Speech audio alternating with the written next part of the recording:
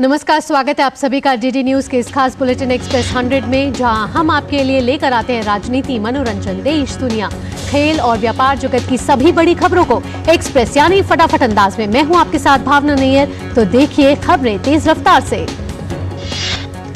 भारत सरकार के ऑपरेशन अजय के तहत इजरायल से 274 भारतीय नागरिकों को लेकर चौथी उड़ान दिल्ली हवाई अड्डे पहुंची है। इससे पहले 197 भारतीय नागरिकों को लेकर तीसरी उड़ान भी आज सुबह दिल्ली पहुंची थी। केंद्रीय मंत्री कौशल किशोर ने उनका स्वागत किया। सकुशल स्वदेश लौटे लोगों ने राहत की सांस ली है और सुरक्षित वापसी के लिए केंद्र सरकार और विदेश मंत्रालय को धन्यवाद दिया है। इजरायल और हमास के बीच जारी संघर्ष में अब तक 3200 लोगों की मौत हो चुकी है। इस बीच इजरायली सेना ने सीरिया के एलेपो एयरपोर्ट पर बमबारी की है।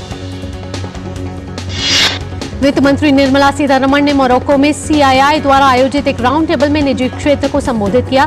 वित्त मंत्री ने निजी क्षेत्रों से 2030 तक सतत विकास लक्ष्यों को प्राप्त करने में सहयोग की अपील की है। विदेश मंत्री डॉक्टर एस जयशंकर आज वियतनाम और सिंगापुर के 6 दिवसीय दौरे पर रवाना होंगे। इस दौरान दोनों देशों के बीच सहयोग को बढ़ावा देने पर जोर रहेगा। प्रधानमंत्री नरेंद्र मोदी ने मुंबई में अंतर्राष्ट्रीय ओलंपिक समिति के 141वें सत्र का शुभारंभ किया। भारत में लगभग 40 सालों के बाद IOC सत्र का मेजबानी कर रहा है भारत। प्रधानमंत्री नरेंद्र मोदी ने इस मौके पर कहा, 40 साल के बाद भारत में IOC सत्र आयोजित होना हमारे लिए बहुत गर्व की बात है। पीएम ने कहा कि पिछले ओलंपिक में कई भारतीय एथलीट ने बेहतरीन प्रदर्शन किया। हाल ही में संपन्न हुए एशियन गेम्स में भारत ने ऐतिहासिक प्रदर्शन किया है। पीएम मोदी ने कहा कि भारत अपनी धरती पर ओलंपिक का आयोजन करने के लिए बहुत उत्साहित है। साल 2036 में भारत में ओलंपिक का सफल आयोजन हो, इसके लिए भारत अपने प्रयासों में कोई कमी नहीं रखेगा। अंतर्राष्ट्रीय ओलंपिक समिति के अध्यक्ष थॉमस बाक ने अपने संबोधन में खेलों में भारत के बढ़ते दबदबे को सराहा। उन्होंने पीएम मोदी के नेतृत्व में भारत में खेलों के विकास की दिल खोलकर तारीफ की। लोकसभा अध्यक्ष ओम बिरला ने P20 की अध्यक्षता ब्राजील की संसद को सौंप दी है। दिल्ली में 9वें G20 संसदीय अध्यक्षों का शिखर सम्मेलन यानी कि P20 के सफलतापूर्वक समापन के बाद बिरला ने ब्राजील के चेंबर ऑफ डेप्यूटीज के अध्यक्ष Arthur Cesar Pereira de Lira को अध्यक्षता सौंपी। P20 शिखर सम्मेलन के समापन सत्र में लोकसभा अध्यक्ष ओम बिरला ने कहा कि यह बहुत गर्व की बात है कि सभी सांसदों ने P20 शिखर सम्मेलन के दौरान संयुक्त वक्तव्य को अपनाया, जो संसदों की आम प्रतिबद्धता को दर्शाता है। लोकसभा अध्यक्ष ओम बिरला ने बताया कि 2 दिवसीय सम्मेलन में वर्तमान वैश्विक चुनौतियों पर चर्चा की गई। उन्होंने कहा कि कई देशों के प्रतिनिधियों ने पश्चिम एशिया और मध्य पूर्व की स्थिति का भी उल्लेख किया है। P20 शिखर सम्मेलन में कुछ सदस्यों ने अंतर्राष्ट्रीय व्यापार को बढ़ावा देने और सप्लाई चेन में लचीलापन लाने की आवश्यकता पर जोर दिया। ओम बिरला ने कहा कि आज के इंटरकनेक्टेड विश्व में हम किसी भी मुद्दे को आइसोलेशन में नहीं देख सकते हैं। उपराष्ट्रपति और राज्यसभा के सभापति जगदीप धनखड़ ने P20 शिखर सम्मेलन के प्रतिनिधियों के सम्मान में कल दोपहर के भोजन की मेजबानी की। लोकसभा अध्यक्ष ओम बिरला ने दिल्ली में P20 शिखर सम्मेलन के दौरान अंतर संसदीय संघ के अध्यक्ष दुआर्तो पचेको के साथ द्विपक्षीय बैठक की। लोकसभा अध्यक्ष ओम बिरला ने सम्मेलन से इतर तुर्की के संसद के अध्यक्ष नुमान कुर्तुलुमुस के से भी मुलाकात की। ओम बिरला रूस की संसद के अध्यक्ष वैलेंटिना मत्वियेंको से भी मिले। अंतर संसदीय संघ के अध्यक्ष दुआर्तो पचेको ने नई दिल्ली स्थित यशोभूमि में भारत के उपराष्ट्रपति और राज्यसभा के सभापति जगदीप धनखड़ से भी मुलाकात की। भारत और श्रीलंका के बीच हाई स्पीड यात्री नौवहन सेवा 4 दशक के बाद बहाल हो गई है। इस अवसर पर प्रधानमंत्री नरेंद्र मोदी ने वीडियो संदेश के जरिए संबोधित किया। प्रधानमंत्री ने कहा कि भारत श्रीलंका के बीच आज से राजनयिक और आर्थिक संबंधों के नए अध्याय की शुरुआत हो रही है। ये नौका सेवा ऐतिहासिक और सांस्कृतिक संबंधों को जीवंत बनाएगी। अपने संबोधन में प्रधानमंत्री मोदी ने कहा कि भारत श्रीलंका के बीच फिनटेक और ऊर्जा के क्षेत्र में भी बेहतर साझेदारी है। पीएम ने कहा कि हम UPI और लंका पे को जोड़कर फिनटेक सेक्टर कनेक्टिविटी पर भी काम कर रहे हैं। कार्यक्रम के दौरान अपने वीडियो संबोधन में श्रीलंका के राष्ट्रपति रानिल विक्रमसिंघे ने कहा कि उत्तरी श्रीलंका के संघर्ष के कारण भारत के साथ नौवहन संपर्क टूट गया था और अब इसे फिर से बहाल किया जा रहा है। केंद्रीय बंदरगाह, जहाजरानी और जलमार्ग और आयुष मंत्री सर्बानंद सोनोवाल ने तमिलनाडु के नागापट्टिनम और श्रीलंका के कांके संतुरई के बीच फेरी सेवा को हरी झंडी दिखाई। विदेश मंत्री डॉक्टर एस जयशंकर इस कार्यक्रम में वर्चुअली शामिल हुए। इस नौवहन सेवा के शुरू होने के मौके पर केंद्रीय मंत्री सर्बानंद सोनोवाल ने कहा कि भारत और श्रीलंका के सांस्कृतिक संबंधों का एक लंबा इतिहास रहा है। भारत और श्रीलंका के बीच नौवहन सेवा इन्हीं संबंधों का एक ही उदाहरण है। भारत और श्रीलंका के बीच हाई स्पीड यात्री नौवहन सेवा तमिलनाडु के नागपट्टिनम और श्रीलंका के उत्तरी प्रांत कांकेसंतुरई के बीच शुरू हुई है। टिकट की कीमत 6,500 और 7,670 रुपए प्रति व्यक्ति रखी गई है। Chief of defence staff general Anil Chauhan ने कर्नाटक के 14वें air chief marshal LM Katre memorial व्याख्यान में हिस्सा लिया। कार्यक्रम को संबोधित करते हुए जनरल अनिल चौहान ने कहा कि सशस्त्र बलों की कार्य प्रणाली में समय के साथ बदलाव जरूरी है। मेक्सिको की सेनेट के अध्यक्ष एना लिलिया रिवेरा ने कल G20 संसदीय अध्यक्षों के शिखर सम्मेलन P20 से इतर प्रधानमंत्री नरेंद्र मोदी को राखी बांधी। P20 शिखर सम्मेलन में हिस्सा लेने आए विभिन्न देशों के स्पीकर और सांसदों की धर्मपत्नियों ने दिल्ली के प्रधानमंत्री संग्रहालय का दौरा किया और देश के वर्तमान प्रधानमंत्री नरेंद्र मोदी से लेकर अन्य सभी प्रधानमंत्रियों के जीवन दर्शन को समझने की कोशिश की। आज से शारदीय नवरात्र शुरू हो गए हैं। देश के अलग अलग मंदिरों में भक्तों की भारी भीड़ लगी हुई है। पहले दिन मां शैलपुत्री की पूजा की जा रही है। मंदिरों में सुबह से ही भक्तों की भारी भीड़ लगी हुई है। दिल्ली के प्रसिद्ध झंडेवालान मंदिर में भी भक्तों की भारी भीड़ लगी हुई है। यहां दूर दूर से श्रद्धालु पहुंच रहे हैं। नवरात्र के पहले दिन श्रद्धालुओं ने छतरपुर मंदिर में भक्तों की लंबी कतार देखने को मिली। यहां भी भक्त नवरात्र में मां की पूजा अर्चना के लिए पहुंच रहे हैं। वहीं मुंबई के मुंबा देवी मंदिर में भी पहले नवरात्र को भक्त मां मुंबा देवी की आरती में शामिल हुए और पूजा अर्चना की। प्रधानमंत्री नरेंद्र मोदी ने देशवासियों को नवरात्र की बधाई देते हुए एक्स पर लिखा है कि शक्ति प्रदायिनी मां दुर्गा हर किसी के जीवन में सुख, समृद्धि, सौभाग्य और उत्तम स्वास्थ्य लेकर आए। वहीं केंद्रीय गृह मंत्री अमित शाह ने भी देशवासियों को नवरात्र की शुभकामना देते हुए एक्स पर लिखा है कि माता रानी सभी को अपनी कृपा बनाए रखे। भारत के पूर्व राष्ट्रपति और प्रसिद्ध वैज्ञानिक डॉक्टर APJ अब्दुल कलाम की जयंती के अवसर पर विश्व छात्र दिवस मनाया जा रहा है। डॉक्टर APJ अब्दुल कलाम की शिक्षण में भूमिका और उनकी प्रतिबद्धता को पूरा विश्व नमन कर रहा है। प्रधानमंत्री नरेंद्र मोदी ने डॉक्टर APJ अब्दुल कलाम की जन्म जयंती पर उन्हें नमन किया है। पीएम ने एक्स पर लिखा है कि राष्ट्र निर्माण में उनके अतुलनीय योगदान को सदैव श्रद्धापूर्वक स्मरण किया जाएगा। केंद्रीय गृह मंत्री अमित शाह ने डॉक्टर APJ अब्दुल कलाम की जयंती के अवसर पर उनके योगदान को याद करते हुए एक्स पर लिखा कि पूर्व राष्ट्रपति भारत रत्न डॉक्टर APJ अब्दुल कलाम जी की जयंती पर उन्हें नमन। आज से अगले 3 दिन तक उत्तर प्रदेश के कुछ हिस्सों में बारिश होने की संभावना जताई गई है, जिसके बाद तापमान में धीरे धीरे गिरावट आनी शुरू हो जाएगी। मौसम विभाग ने उत्तराखंड के उत्तरकाशी, देहरादून, चमोली, रुद्रप्रयाग और पिथौरागढ़ में गरज के साथ हल्की बारिश की संभावना जताई है। भाजपा की केंद्रीय चुनाव समिति की आज अहम बैठक होगी। बैठक में राजस्थान विधानसभा चुनाव के लिए बाकी बचे उम्मीदवारों के नाम तय किए जाने की उम्मीद है। इसके साथ ही मिजोरम के लिए भी पार्टी उम्मीदवारों के नाम तय कर सकती है।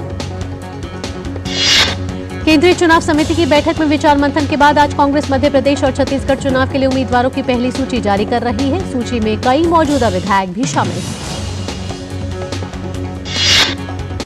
वक्त हो चला एक छोटे से ब्रेक का। ब्रेक के बाद भी एक्सप्रेस 100 पे खबरों का सिलसिला यूं ही जारी रहेगा। मैं क्या जी सब जानते हैं, जहां दिखे मारियो, अपना समझ के खा लियो। अर्जुन, एग्जाम्स में you made us really proud. अब आगे क्या सोचा है? पापा, मैंने IIT जाना है और इंजीनियर बनना है। थिंक IIT, थिंक विद्या मंदिर। जो बनकर मेरा हमसफर आएगा, सिर्फ उसी को फर्क नजर आएगा।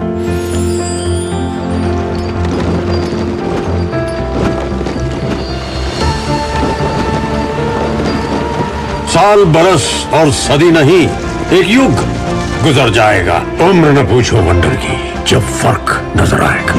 वंडर सीमेंट, फर्क नजर आएगा। ब्रेक के बाद एक्सप्रेस 100 में आप सभी का स्वागत है। खबरों के सिलसिले को आगे बढ़ाते हैं। नागालैंड के उप मुख्यमंत्री और भाजपा के नेता यानथुंगो पैटर्न ने कहा है कि प्रधानमंत्री मोदी के नेतृत्व में देश विकास के रास्ते पर आगे बढ़ रहा है। उन्होंने कहा कि आगामी 5 राज्यों के चुनाव में भाजपा प्रचंड बहुमत से जीतेगी। केंद्रीय स्वास्थ्य मंत्री डॉक्टर मनसुख मंडाविया ने कोहिमा में Nagaland institute of medical sciences and research का उद्घाटन किया। इस मौके पर मंडाविया ने कहा कि इससे राज्य की जनता को फायदा होगा। बिहार शिक्षा विभाग ने नवरात्र के दौरान शिक्षकों के प्रशिक्षण का मुद्दा गरमाता जा रहा है। बिहार सरकार ने इस आदेश पर केंद्रीय मंत्री गिरिराज सिंह से कहा कि नवरात्र में शिक्षकों का प्रशिक्षण कार्यक्रम रखना यह हिंदुओं की संस्कृति पर हमला है। मध्य प्रदेश के मुख्यमंत्री शिवराज सिंह चौहान ने भोपाल में कह दिया कि कांग्रेस ने हमेशा आदिवासियों को अपमानित किया है। यह कांग्रेस है जिसने कभी आदिवासी नेताओं का सम्मान नहीं किया। उन्होंने कहा कि हम उनके लिए स्मारक बना रहे हैं, लेकिन कांग्रेस ने केवल एक ही परिवार के लोगों के लिए स्मारक बनाए। यूपी के मुख्यमंत्री योगी आदित्यनाथ ने लखनऊ में मिशन शक्ति अभियान के चतुर्थ चरण के तहत महिला सशक्तिकरण रैली का शुभारंभ करते हुए महिला अपराधों को अंजाम देने वाले अपराधियों को कड़ी चेतावनी दी है। उत्तर प्रदेश के मुख्यमंत्री योगी आदित्यनाथ ने कहा कि महिलाओं की सुरक्षा और उनके सशक्तिकरण की दिशा में किए गए प्रयासों के सकारात्मक परिणाम आए हैं। मिशन शक्ति अभियान की सफलता का ही परिणाम है कि आज भारत सरकार ने भी महिला सुरक्षा के लिए चलने वाले अभियान का नाम मिशन शक्ति ही रखा है। पंजाब पुलिस ने केंद्रीय एजेंसी के साथ एक संयुक्त अभियान में लश्कर-ए-तैयबा के कारगुजारी का भंडाफोड़ किया है और एक बड़ी सफलता हासिल करते हुए 2 लोगों को गिरफ्तार किया है। ये कार्रवाई पंजाब पुलिस के अमृतसर स्थित राज्य विशेष कार्रवाई प्रकोष्ठ ने की। पुलिस महानिदेशक गौरव यादव ने अपने आधिकारिक सोशल मीडिया अकाउंट पर यह जानकारी साझा करते हुए बताया कि उन लोगों के पास से 2 IID, 2 हैंड ग्रेनेड, 2 मैगजीन के साथ एक पिस्तौल, 24 कारतूस, एक टाइमर स्विच, 8 डेटोनेटर और 4 बैटरी बरामद हुई है। केंद्र सरकार ने 23 अगस्त को राष्ट्रीय अंतरिक्ष दिवस के रूप में मनाने के लिए अधिसूचना जारी कर दी है। इसी दिन चंद्रयान 3 ने चंद्रमा पर सॉफ्ट लैंडिंग की थी। दिल्ली में एक बार फिर वायु गुणवत्ता खराब हो गई है। दिल्ली में वायु गुणवत्ता सूचकांक AQI खराब श्रेणी में दर्ज किया गया है। सर्दी की शुरुआत से पहले ही दिल्ली में हवा प्रदूषित हो गई है। CBI ने पश्चिम बंगाल और सिक्किम में विदेशी नागरिकों के लिए फर्जी पासपोर्ट बनाने का एक बड़ा रैकेट का भांडाफोड़ किया है। गैंगटॉक में पासपोर्ट सेवा लघु केंद्र के एक वरिष्ठ अधीक्षक और एक अन्य व्यक्ति को 1,90,000 रिश्वत लेने के मामले में गिरफ्तार किया गया है। राष्ट्रीय अन्वेषण अधिकरण ने 2019 में छत्तीसगढ़ के तिरिया में हुए मुठभेड़ से जुड़े मामले में कथित भूमिका के लिए 12 आरोपियों के खिलाफ आरोप पत्र दाखिल किया है। कर्नाटक में कांग्रेस नेता अंबिकापति के आवास पर छापे के दौरान करोड़ों रुपए मिलने पर भाजपा ने कांग्रेस पर जमकर हमला बोला है। भाजपा नेता राजीव चंद्रशेखर ने कहा कि कांग्रेस झूठ की राजनीति करती है। भाजपा नेता राजीव चंद्रशेखर ने कहा कि तेलंगाना और मध्य प्रदेश के चुनाव की फंडिंग के लिए कर्नाटक एक ATM बन गया है। केंद्रीय मंत्री धर्मेंद्र प्रधान ओडिशा के अतगढ़ में संकल्प समावेश में हिस्सा लिया। इस दौरान लोगों की भारी भीड़ उमड़ी पड़ी। NCB मुंबई ने बहुराष्ट्रीय ड्रग्स सिंडिकेट का पर्दाफाश किया है। तलाशी अभियान चलाते हुए 135 करोड़ रुपए की कीमत के ड्रग्स जब्त किए गए हैं। वहीं लगभग 6 किलो की कोकीन और अल्प्राजोलिम भी जब्त किए गए हैं। देश में भारी त्योहारी मांग के कारण शनिवार को अधिकतर तेल तिलहनों के थोक भाव मजबूती के साथ बंद हुए। नए फसल की आवक और सस्ते आयातित तेल से दाम लगभग दोगुना होने की वजह से मूंगफली तेल तिलहन के थोक भाव में गिरावट दर्ज की गई है। देश दुनिया में बढ़ते ई कचरा की समस्या के बीच प्रौद्योगिकी उत्पाद उद्योग की ओर से कहा गया है कि बढ़ता ई कचरा विनिर्माताओं के लिए एक अवसर है।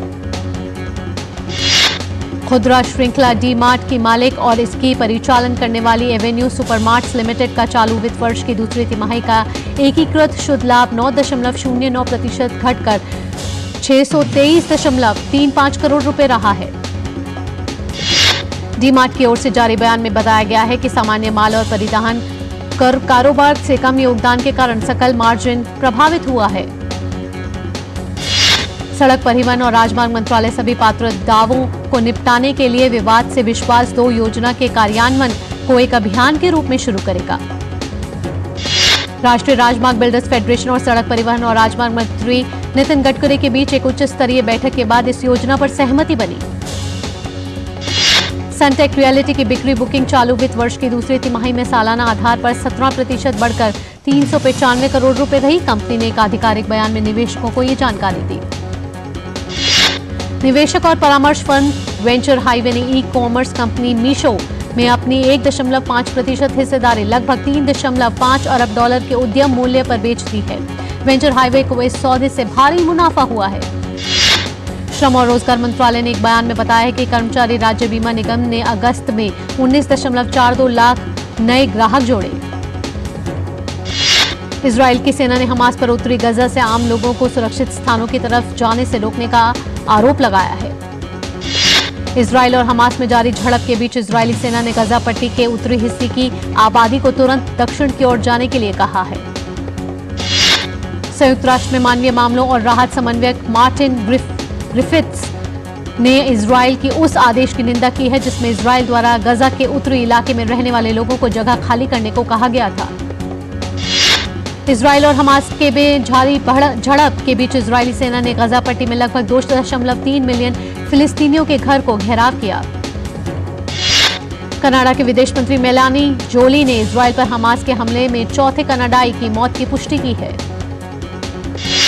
मेलानी जोली ने एक बयान में कहा कि कनाडा सरकार अपने नागरिकों को मिस्र और वेस्ट बैंक से बस द्वारा जॉर्डन तक लाने के काम में जुटी हुई है। इजराइल से दिल्ली पहुंचे भारतीयों के स्वागत के लिए विदेश राज्य मंत्री डॉक्टर राजकुमार रंजन सिंह हवाई अड्डे पहुंचे। इस बीच इजराइल ने गजा में जमीनी लड़ाई की पूरी तैयारी कर ली है, जिसके तहत उसके टैंक और तोपों का बेड़ा गजा सीमा पर पहुंच गया है। इजराइल ने गजा को खाली करने का अल्टीमेटम दिया है। इजराइल ने दावा किया है कि उसने हमास के कमांडर अली कादी को एक एयर अटैक में खत्म कर दिया है। इजराइल के इस दावे के बाद हमास की ओर से कोई प्रतिक्रिया नहीं आई है। इजराइल के प्रधानमंत्री ने बेंजामिन नेतन्याहू देश में यूनिटी गवर्नमेंट बना ली है। उन्होंने एक बार फिर से हमास के खात्मे की बात दोहराई है। फिलिस्तीन के स्वास्थ्य मंत्री ने कहा है कि इजराइल के हमले में अब तक गजा और वेस्ट बैंक इलाके में 2,269 फिलिस्तीनी मारे गए हैं तो 9,814 लोग घायल हुए हैं। अमेरिका के विदेश मंत्री एंटनी ब्लिंकन ने सऊदी अरब के विदेश मंत्री से मुलाकात की है। ब्लिंकन ने कहा कि इजराइल पर हमला किसी भी तरह से जायज नहीं ठहराया जा सकता है। इजराइल ने एक और वीडियो जारी किया है और दावा किया है कि लेबनान की ओर से इजराइल में घुसपैठ करने के लिए बनाए गए आतंकी ठिकाने को निशाना बनाया गया है। गंभीर सूखे का सामना कर रहे ब्राजील का अमेज़न राज्य में अलग अलग मानवीय सहायता संगठन प्रभावित लोगों की मदद में जुटे हुए हैं। अमेरिका में हजारों लोग शनिवार को साल के आखिरी वलयाकर सूर्य ग्रहण को देखने के लिए इकट्ठा हुए। और बुलेटिन में वक्त हो चला एक से ब्रेक के बाद भी एक्सप्रेस 100 पे खबरों का सिलसिला यूं ही जारी रहेगा। मैं क्या जी सब जानते हैं, जहां दिखे मारियो, अपना समझ के खा लियो। थिंक आईआईटी, थिंक विद्या मंदिर, थिंक आईआईटी, थिंक विद्या मंदिर, थिंक आईआईटी, थिंक विद्या मंदिर।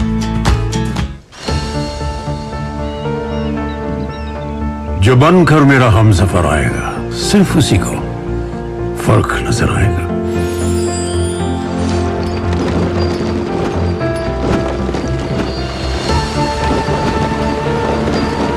साल बरस और सदी नहीं, एक युग गुजर जाएगा। उम्र न पूछो वंडर की, जब फर्क नजर आएगा। वंडर सीमेंट, फर्क नजर आएगा। ब्रेक के बाद एक्सप्रेस 100 में आप सभी का स्वागत है और अब खेल से जुड़ी खबरें। आईसीसी वनडे विश्व कप में भारत ने पाकिस्तान के खिलाफ अपनी जीत के सिलसिले को बरकरार रखा है। शनिवार को खेले गए मुकाबले में भारत ने पाकिस्तान को 7 विकेट से हराने में सफलता पाई। पहले बल्लेबाजी करते हुए पाकिस्तान की टीम भारतीय गेंदबाजों के आगे 191 रन पर ढेर हो गई। जवाब में भारत ने 30 ओवर 3 गेंद में 3 विकेट खोकर मैच को अपने नाम कर लिया। भारतीय कप्तान रोहित शर्मा ने लगातार दूसरे मैच में अर्धशतकीय पारी खेली। वो 86 रन बनाकर आउट हुए। रोहित ने अपनी पारी के दौरान 6 चौके और 6 छक्के लगाए।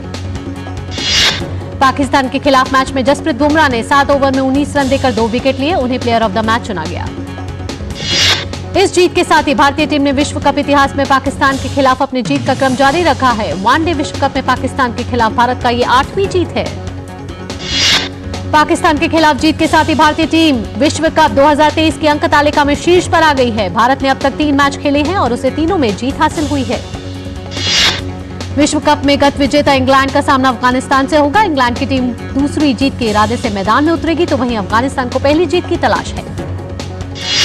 दिल्ली के उपराज्यपाल वीके सक्सेना और केंद्रीय खेल मंत्री अनुराग सिंह ठाकुर ने आज दिल्ली के जवाहरलाल नेहरू स्टेडियम में वेदांता दिल्ली हाफ मैराथन को हरी झंडी दिखाकर रवाना किया। भारत के रौनक साधवानी ने इटली में दमदार प्रदर्शन करते हुए अंडर 20 विश्व जूनियर रैपिड शतरंज चैंपियनशिप जीत ली है। महाराष्ट्र के नागपुर के 17 वर्षीय ग्रैंड मास्टर रौनक ने 11वें राउंड में 8.5 अंक के साथ विजेता ट्रॉफी अपने नाम की। उन्होंने अंतिम राउंड में जर्मनी के टोबियास कोएले को हराकर खिताब पर कब्जा जमाया। मशहूर गायिका ध्वनि भानुशाली ने प्रधानमंत्री नरेंद्र मोदी की लिखी एक कविता को आवाज दी है। गर्बो नामक इस ट्रैक पर पीएम मोदी ने भी अपनी प्रतिक्रिया देते हुए टीम का आभार जताया है। अभिनेता सलमान खान और कन्नड़ सुपरस्टार शिव राजकुमार भारत पाक मैच के दौरान एक दूसरे से मिले।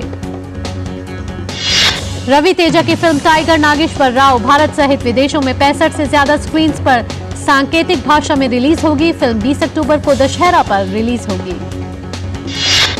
राष्ट्रीय सिनेमा दिवस पर फिल्म जगत की बड़ी सफलता हासिल हुई है। मल्टीप्लेक्स एसोसिएशन ऑफ इंडिया के मुताबिक इस दिन 7 लाख से अधिक दर्शकों ने सिनेमा का लुत्फ उठाया। एक्ट्रेस सोनम कपूर ने एक यूट्यूबर को लीगल नोटिस भेजा है। आरोप है कि यूट्यूबर द्वारा पोस्ट किए गए एक वीडियो में सोनम कपूर, उनके पति आनंद आहूजा और उनके फैशन ब्रांड की छवि पर गलत असर डाला है। अभिनेत्री अनुष्का शर्मा भारत पाक मैच देखने के लिए अहमदाबाद पहुंची थी।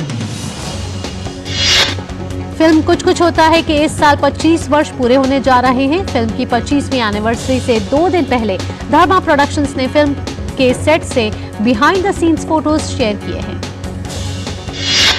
फिल्म हरे रामा हरे कृष्णा में जीनत अमान ने देवानंद की बहन का रोल किया था, जिसे दर्शकों ने खूब सराहा था।